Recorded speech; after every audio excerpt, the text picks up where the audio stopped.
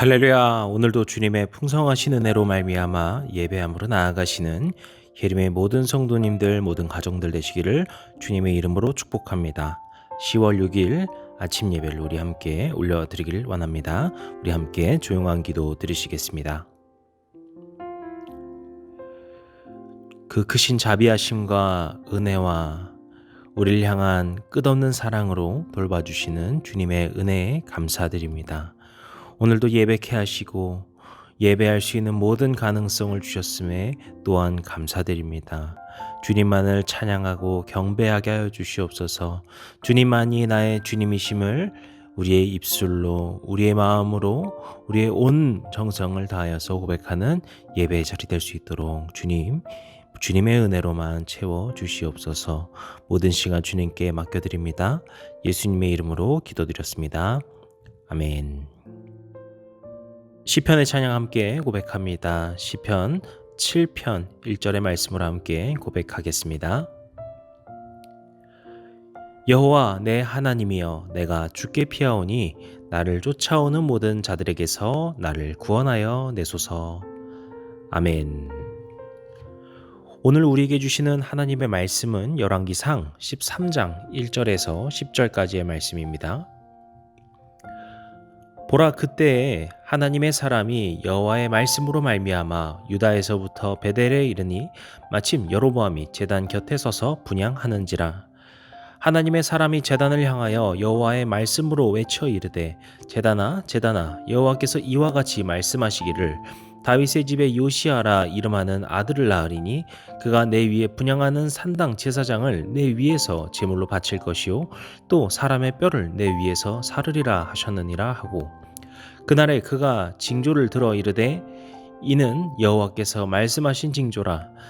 제단이 갈라지며 그 위에 있는 재가 쏟아지리라 하매, 여로보암 왕이 하나님의 사람이 베델에 있는 제단을 향하여 외쳐 말함을 들을 때에 제단에서 손을 펴며 그를 잡으라 하더라. 그를 향하여 편 손이 말라 다시 거두지 못하며, 하나님의 사람이 여호와의 말씀으로 보인 징조대로 제단이 갈라지며 재가 제단에서 쏟아진지라.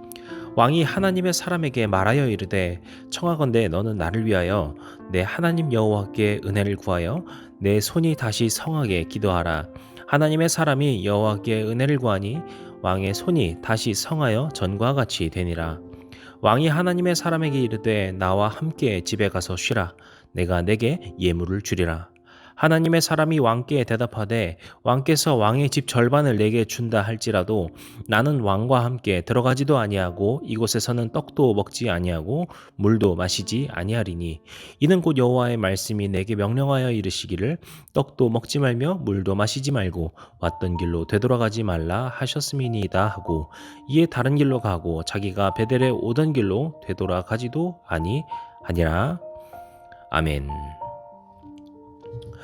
우리는 어제 말씀을 통해서 여로보암이 죄악에 빠져버리는 그 모습, 그 상황에 대해서 보았습니다.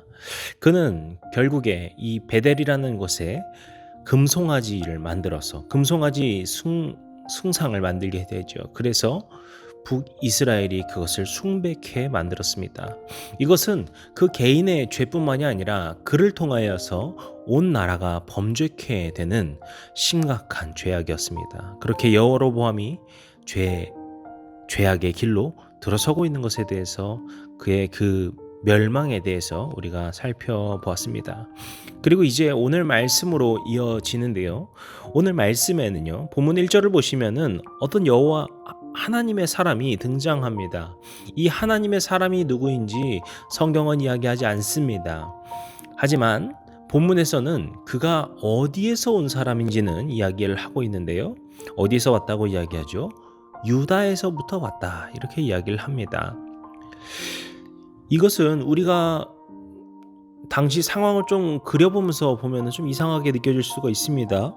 왜냐하면 남유다와 북이스라엘로 지금 나뉘어진 상황이죠.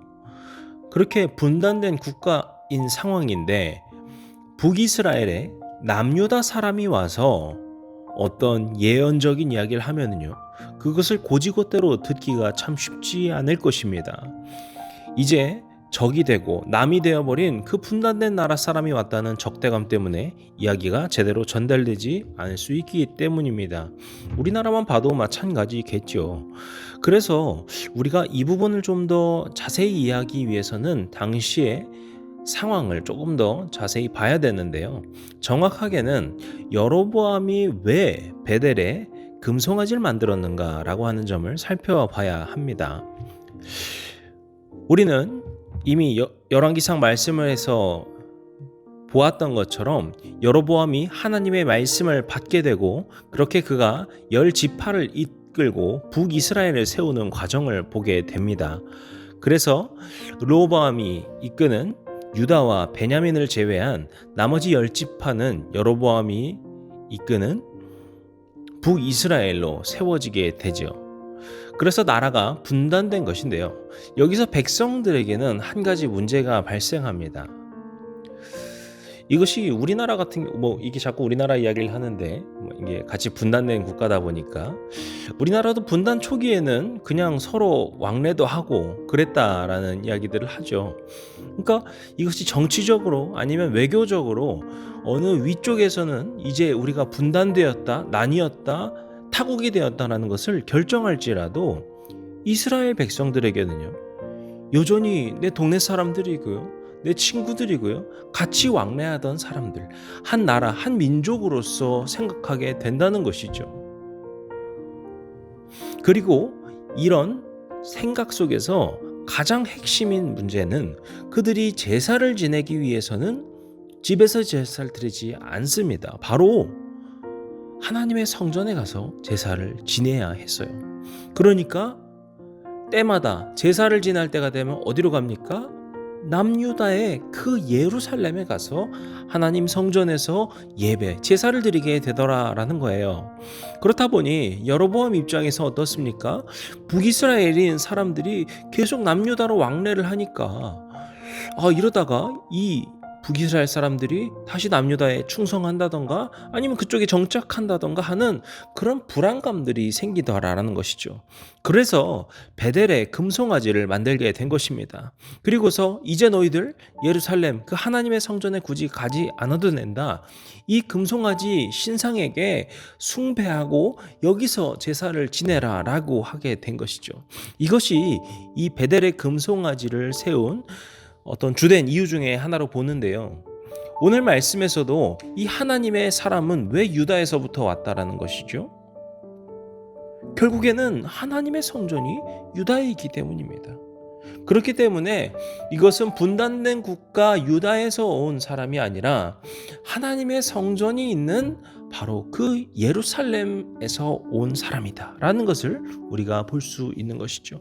그래서 하나님께 나아오지 않고 베델에 금송아지를 만든 그 여로보암의 죄를 짚는 것이기 때문에 하나님의 성전이 있는 그 유다 쪽에 있는 사람이 와서 그것을 전하게 된 것입니다. 그렇게 그가 와서 또 심지어 여로보암 왕이 함께 있는 자리 가운데에서 하나님 말씀을 선포하는 것입니다. 그것이 바로 오늘 본문 2절부터의 말씀이죠. 그러면서 요시야 왕에 대한 예언을 합니다. 이 본문에 나오는 요시야 왕은요, 매일 성경의 그 묵상에도 나오지만 약 300년 후에 남유다에 등장하는 왕입니다. 그리고 그는 남유다에 있는 선한 왕 중에 한 명으로서 대대적인 종교 개혁을 한 사람이죠. 그래서 정말 악한 것들이 많았던 그 남유다의 그 산당들, 제사하는 것들, 우상 숭배하는 것들을 다 없애버렸던 그런 왕으로서 알려져 있습니다. 그래서 그런 미래에 대한 예언이 바로 요시야 왕에 대한 예언입니다. 그리고 이후에는 베델의 제단이 갈라지고 재가 쏟아질 것이다 라는 것을 이야기하는데요. 그러자 그 일이 벌어지게 되죠. 그리고 여로보암이 이 하나님의 사람이 말하는 것을 듣고서 이 사람을 잡으라라고 식으로 명령을 할 때 그 손이 마르는 일까지 벌어지게 됩니다. 그렇게 하나님의 역사가 그 자리에 놀랍게 나타나는 것을 보게 된 거예요. 그러자 놀란 여로보암은 그 하나님의 사람에게 용서를 구하게 됩니다. 그런데 이 용서를 구하는 과정, 그 장면 속에서 저는 참 씁쓸한 생각을 하게 됩니다. 왜 그렇습니까? 이 여로보암이 이 것을 경험하고 깨달아야 되는 것은 무엇이었을까요? 내가 손이 말라서 아파서 위험해서 무서워서 그것을 용서하는 것이 여로보암이 해야 되는 일이었을까요? 아니겠죠. 당연히 지금 그가 버린 그 베델에 금송아지를 세운 그 죄악에 대해서, 그 크나큰 그 심각한 죄악에 대해서 깨닫고 주님께 간절히 구해야 됐던 거예요. 하지만 여로보암이 구하는 것은 무엇입니까? 그냥 나의 손을 치료해 주십시오, 이렇게 구하고 있습니다. 그리고 그는 무엇을 합니까? 7절에 보시게 되면은요, 우리 집에 가서 쉬고 내가 너에게 예물을 주겠다, 나와 함께 가자, 이야기를 합니다. 무엇을 말하는 것이죠? 그 사람을, 그 하나님의 사람을 여로보암이 회유하려고 했던 거예요. 하지만 그 하나님의 사람은 그것을 거절하고 왕의 집의 절반을 내게 준다 할지라도 나는 왕께 함께하지 않겠습니다라고 하면서 다시 돌아가게 되죠. 여로보암이 이 자리에서 깨달아야 되는 것은 자신의 큰 죄악이었습니다. 그것을 하나님께서 알려주신 거예요. 경고해 주신 거예요. 그 하나님의 사람으로 통하여서 보여주신 거예요. 그 제단이 갈라지게 되는 것을 보면서 이런 무의미한 신상이나 숭배하는 것이 아니라 나에게 예배드려야 되지 않겠냐라는 것을 주님께서 보여주신 거예요. 하지만 그 모든 것을 잃어버린 여로보암의 모습을 보게 되는 것이죠. 그렇기 때문에 돈이나 재산 따위로 그 하나님의 사람을 감히 회유하려는 모습을 보였던 것이죠. 그렇게 진정으로 뉘우치지 못하고 있는 여로보암의 모습을 우리가 보게 됩니다. 사랑하는 성도 여러분, 오늘도 우리가 이 말씀을 함께 묵상하면서 어떻게 보면은 참 쓴맛 나는 이야기 같기도 합니다. 여로보암이 깨닫고 다시 하나님께로 돌아온다면 얼마나 좋았을까? 정말 그것이 다시 회복되지 않았을까라는 생각을 하게 되지만 결국에 그는 그렇게 하지 못하였고, 그렇게 북이스라엘은 정말 끊임없는 고통과 어려움 속을 지나게 됩니다. 하나님 앞에 큰 죄악 가운데 살아가게 되는 것을 우리가 보게 됩니다. 오늘 우리는 바로 이러한 모습을 반면교사 삼아서 주님, 우리가 오직 주님만을 믿고 섬기길 원합니다. 우리의 죄가 있다면 주님 알려주시고 깨닫게 하여 주시고 그 죄를 뉘우치는 주님의 자녀된 삶 살게 하여 주시옵소서. 저와 여러분의 간증이 되시고 고백이 되시고 삶의 실천이 되셨으면 좋겠습니다. 함께 기도하시겠습니다. 우리 가운데 오셔서 우리에게 말씀하여 주시고 응답하여 주시는 아버지 하나님, 주님의 은혜로 오늘도 우리가 말씀에 귀 기울이게 하시니 감사합니다.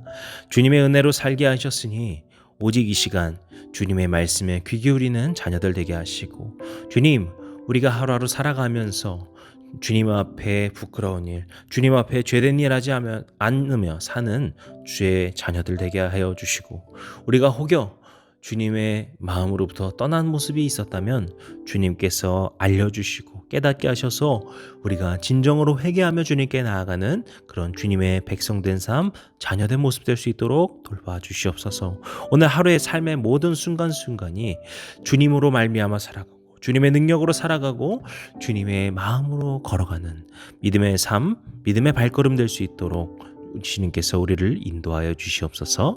모든 말씀 예수님의 이름으로 기도드렸습니다. 아멘. 이제 우리 주기도문 함께 하시고 오늘 예배를 마치도록 하겠습니다. 하늘에 계신 우리 아버지여, 이름이 거룩히 여김을 받으시오며 나라의 임하옵시며 뜻이 하늘에서 이룬 것 같이 땅에서도 이루어지이다.